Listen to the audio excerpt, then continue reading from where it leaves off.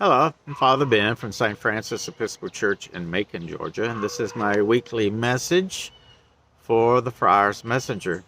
The Gospel assigned for morning prayer this morning was from Matthew chapter 12, and it is one that we don't hear all that often.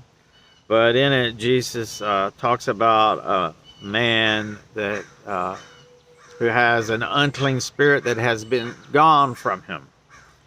And then Jesus says, the man says, I will return to my house from which I came. And when he comes, he finds it empty, swept, and put in order. Then he goes and brings with him 7 other spirits, more evil than himself, and they enter and dwell there. And the last state of that man becomes worse than the first.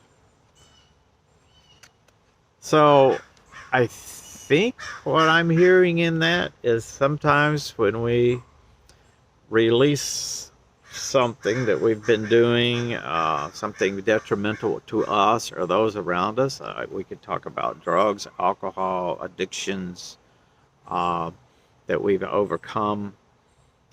But I think as far as Alcoholics Anonymous, you always remember that you are still an alcoholic, whether you drink or not, and you have to remember that.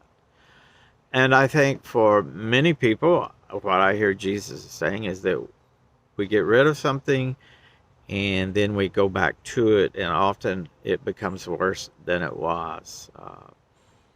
And I'm trying to think of why that might happen, and it could happen because we go back to the same people that allowed us to enter into that environment, or we find new people who are of the same type that don't hold us accountable. Maybe that's a better way of looking at it, is not to be held accountable for our actions that not only bring destruction to ourselves, but to those around us, our family and friends. And I know not everything can fit into that category, but a lot of stuff that happens to us is because of us. Uh, we don't take it seriously. Uh, we go down the wrong path because it's most convenient and least challenging.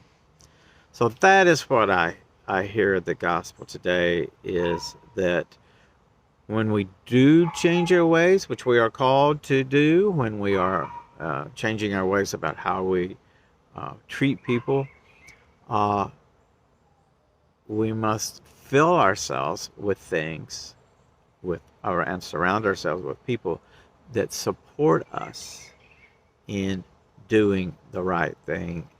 And the right thing is always about love. It always includes love.